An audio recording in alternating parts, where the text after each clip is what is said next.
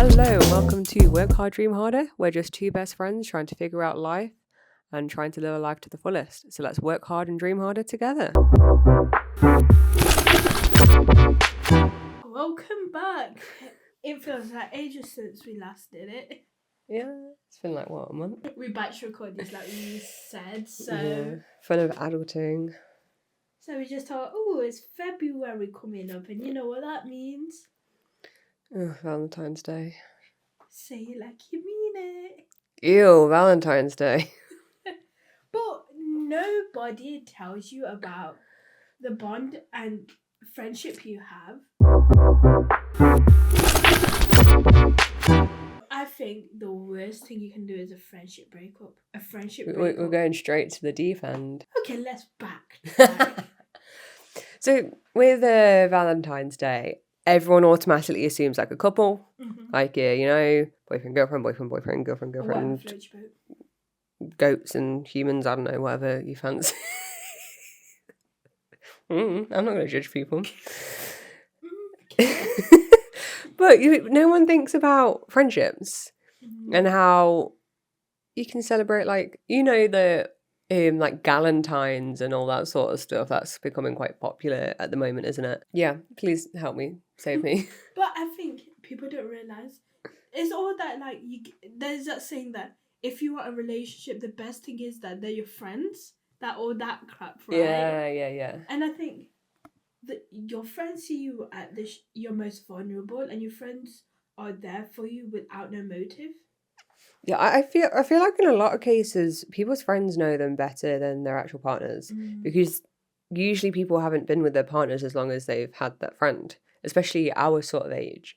We've been friends for years now. I've been with my partner like a year, nearly 2 years. I don't know, can't do maths. And you probably know more about me than he does. Like, I mean, in my head, the first person. Well, I'm not in a relationship, but the first person I call is you, because at the end of the day, it's like, I feel like, in movies, right? When anybody's having a relationship issue, who do they call? They call and have a brief with their friend. It's like, any rom-com, you have the friend who's there to give advice about the situation. And I see it, the pattern of a good rom-com has a friendship group. Yeah. So you have the couple, but the friendship group is kind of important. And I'm like, nobody tells you this. And I think what hurts as well, like I said in the beginning, a breakup of a friendship, because I don't know, it's like... I feel like if you lose a friend, it can sometimes hit harder than losing a relationship, because like we've said, you can be friends with someone for years and years and years. And again, as you said, if you're in a hot spot or like a really bad place, or if you've got yourself like down, the first person you'll go to is usually your best friend. So then to lose that sort of connection with your best friend, I think in a lot of cases can actually be worse than a breakup with a partner. That's why we say it's so important when you're not in education to make time to nurture these friendships, because it is at the end of the day like a relationship. Like, if you don't put effort in meeting each other, like we do it, we schedule in time to have a convo, like do the pod. But if we didn't do it, I don't think we would have had a strong friendship. Yeah. Because what I realised, a lot of my friends that I had in primary school or secondary school, they didn't reach out after, or I spent time reaching out on them. And it was just at the point when you give so much and they don't retaliate. Yeah, they don't give you the same effort back, sort of thing. And it's just like, it's like a relationship. If somebody gave you that much, you put so much in and they don't give you back, you're going to end it. The most nourishing friendships I've had is like, I have this friend, she's in London, and we call once in a blue moon. But it's like, we know that that's what we expect. It's like the low-key friendship where you message out of each other. I have this one friend who went to teach in Japan, and our friendship was there, but it was just like, oh, thinking about you, here's a reel. But that never made our friendship less. But I feel like sometimes when you have the high maintenance friends, like, who expect you to reply every day, but you've got to understand when you're older, the friendships changing. Like, you don't see each other as you used to do in classes, and I think friendships, they know you, they know what you're like, and they're not going to judge you. But with a partner, you're creating this new facade. Yeah. And a friend can be like, yeah, you're just acting that way, but you're not usually that type of person. For example, like, I hate cooking. And if I met a partner who liked cooking, I'd be like, I like cooking, but I'm going to tell you that I'm not a good cook. But you could easily lie about that, but your friends call you on your bullshit. No, taking it back to like kind of losing friends after like education stuff, like we definitely, so we're in like our early 20s, and we went to uni together and college together, and I've definitely noticed a decrease from like university to now, where it is a lot harder to actually make time for your friends. So we have like a core friend group that we used to see like once a month, and now we're seeing like once every so often, like a couple times a year maybe. And it's really hard to kind of keep that going. And every time we do meet up, there's at least one or two people who can't make it because we all have conflicting schedules. We all work very different jobs with very different, like, everything. But we don't take that as you don't care. We Yeah. don't be like, oh, well, you've missed the last 4 outings. Like, Yeah, are how you dare you? Yeah. But I think you got to remember that we're in a luxury where I'm a half an hour away. I'm in the Derbyshire, and you're in the Nottinghamshire, and the majority, that's where our friendship group lies. And I think Starting to spread out a bit now, though, aren't they? People are buying houses and moving a bit further apart from each other, but we're still making time. Want to know how a friendship will change when a child's involved? Yeah, we were having this discussion at our last meeting, actually. Yeah, but we was all like guessing who's going to be the first to have a child because we're at that age now. And everyone's like, you are, you are, you are. because from somebody who hasn't got a partner, I always see it's like the dynamics. I think the dynamic, what I feel is, as a friend, you're there for each other, but there's something about having a partner that you can rely on. Or I don't know, I always thought, what would it be like if I had a partner? Because it's Stressful.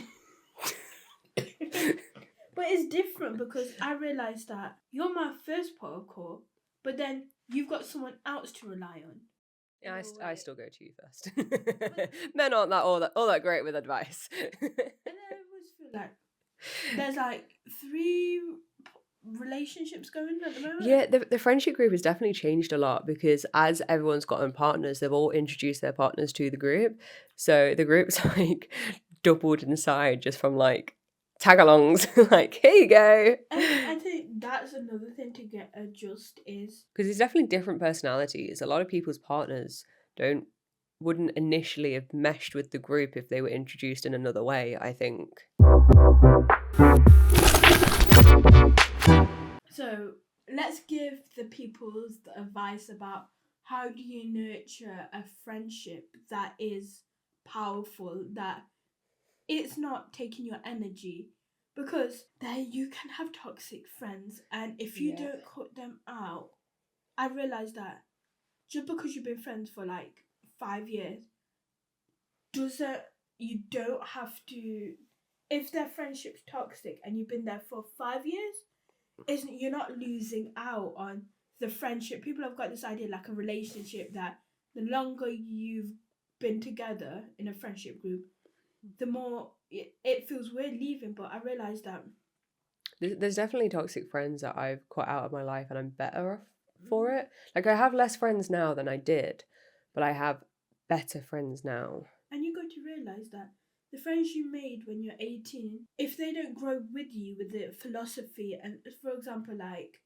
I don't drink, Tia rarely drinks, but if Tia was the type of person to go out clubbing and I'm like, oh, that's not me, like, I mean, me and my partner will just go to the pub every so often and like just have a few pints. that's But what I mean. you wouldn't like, dream of doing that, but we still make time in other ways. but if Tia eventually came that person, I was like, okay, she respects my decision, but like that, what I'm saying is like you might been friends for 5 years, but your philosophy will change. Like if the people don't have the same drive as you, then and say for example, like if you're the ambitious type, like I want to start a business, I want to do this, and your friends don't have that same energy, they just want to live their life on a paycheck or like just work for another person, then that's fine, but that's not serving you. And you've got to realize there's a But saying. to be fair, you can make it work is as long as that friend isn't putting you down. As long as that friend, even if they don't want to strive, like you could have different ambitions in life. Someone might be quite content working for someone else. You might want to start your own business. As long as you're helping each other and not putting each other down, I feel like you can still make it work. And I think there's something about that saying that the 5 people you hang around with, energy rubs off.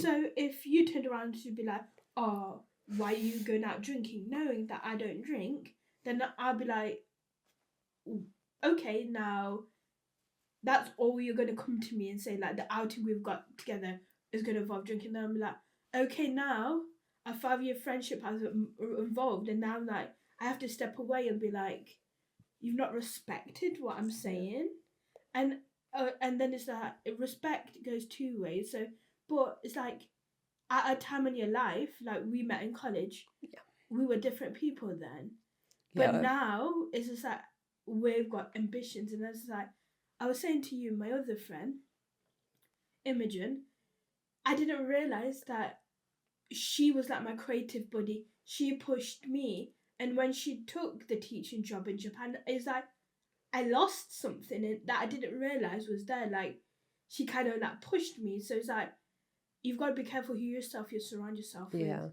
because it's like there is that saying like the 5 people you hang around with, and I'm just like you have the open conversation. I guess I'd be like, Tia, this is the end of our friendship.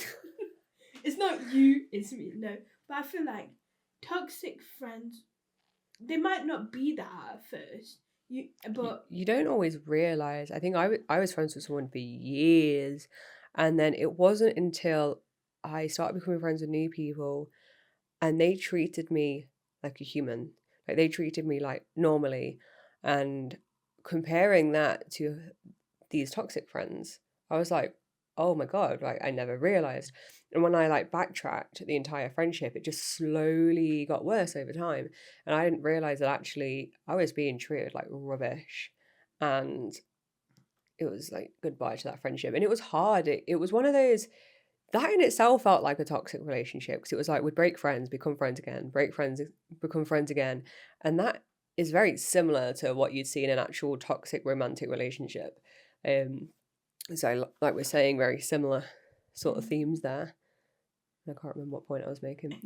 So then my first advice is like boundaries exist, and I think you've got to, it's like I said to Tia, like I can't do late outings. Oh yeah, we were doing advice. Continue.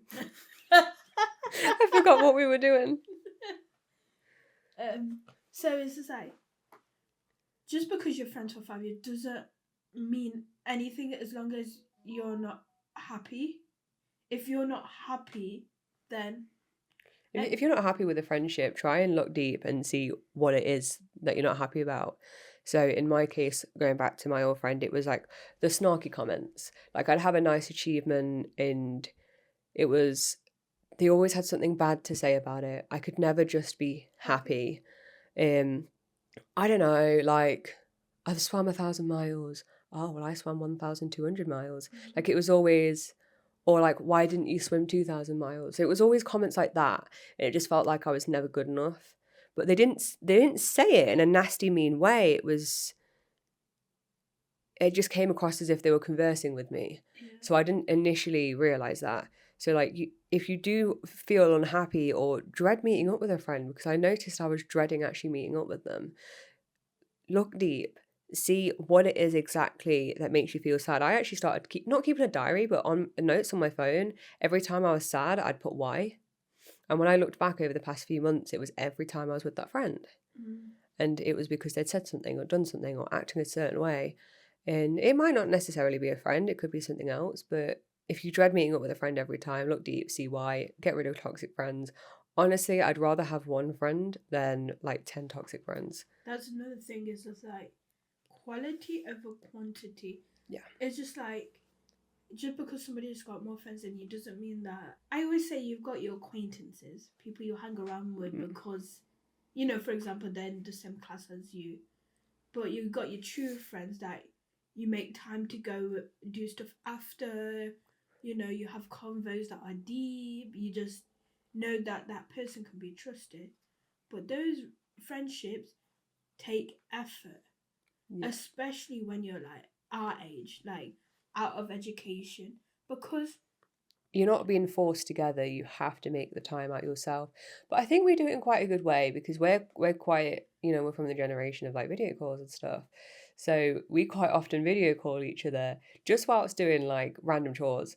Like, I know, I'll be doing council tax or applying for car insurance or cleaning the pots. I'm just there with a slinky, just keeping myself occupied. Well, the amount of times I call you and you're just like cooking dinner or washing pots and I'm doing something else. And I think we kind of use it as like body doubling, but also we just chat absolute rubbish to each other. Well, it could be like an hour call and nobody said a word.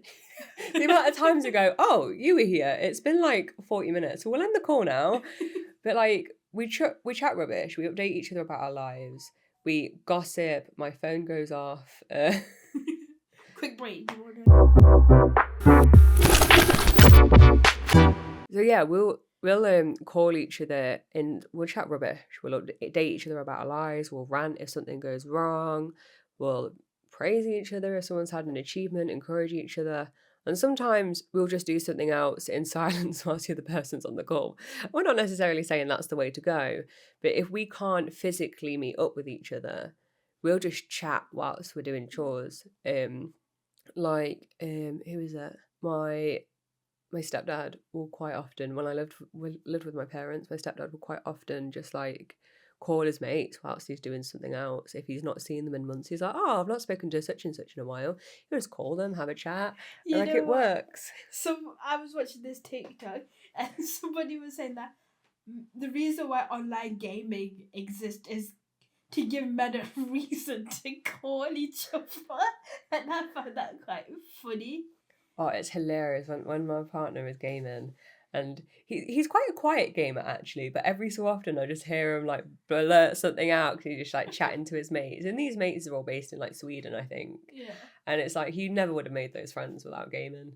And they're really, really good friends, and they meet up every so often and all that, even though they're from different countries. But people joke, but gaming is actually a really good way to make friends. So, and I think that's a good point to jump off, is you don't have to, it's like, you don't have to constantly be in each other's, what do you call it? Like, you don't have to be constantly. Yeah, you don't have to constantly be into it. You don't have to constantly be spaced. We've both got friends that we speak to like once every few months, and I think when you're an adult, you need to understand that people can't constantly message each other, and people are in different life.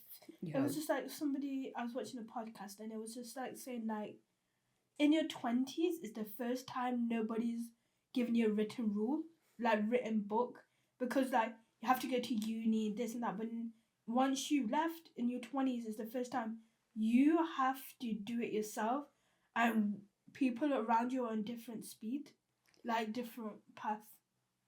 And I think good thing is that just respect people's boundaries, respect it, and the thing is, you put in what you put out. Well, it's like we make an effort to talk to each other quite a lot, but I was putting like loads of hours just before Christmas because I work in a cinema. We had loads of big releases, and when I wasn't pulling loads of hours, I just wanted to come home and sleep and gum, and just like not doing anything. And I think we went 2 weeks without speaking. And that's some point. Long time for me. Yeah, we usually talk at least twice a week.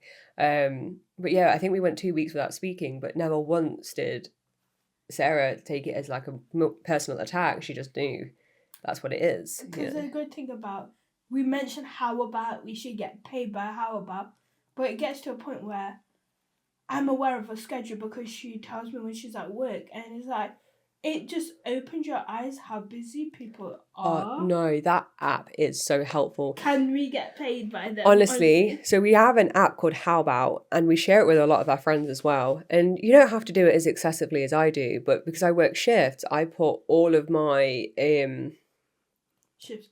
shifts in anytime I have an appointment. You don't have to put what you're doing. You can also just put like in a section that you're busy. And so quite often Sarah will just check if I'm at work or if I'm busy or whatever. And if it says I'm doing nothing, she goes, right, I can call Tia, and she'll just call me. And I do the same for you though. I'm like, right, is Sarah at work? No, she's not. She's not doing anything right now. Cool. And it kind of means like, instead of having to faff, because I have a 3-second memory, I'll check my rota and immediately forget what my shifts are. And so when people say to me, oh, what are you doing next week? I have no bloody clue. Like, I don't know. So instead of having that conversation between each other where one person goes, what are you doing next week? And the other person goes, oh, I don't know. Let me check. You can plan in a meeting and then just be like, here's 3 dates. Choose what's best for you, because you've got to realise people are busy, and the only reason shit gets done is because I know it's just like sometimes I'm like, oh, I know you're not busy, but I'm just walking home. Do you want to have a convo? And then and I think it's just all about you can feel comfortable from them, and I think you just got to put in the work. It's like a relationship. At the end of the day, I realised that friends only blossom because you put the effort in. So definitely. I hope this is useful, because we just wanted to be like, you don't need a romantic partner to feel connected, because we're in a society where people often feel alone and they think that a partner will fill your void. But what I realised is meaningful connection. You can't be in a happy relationship if you're not happy by yourself. Well, I'll leave you on with that See you later. Wisdom.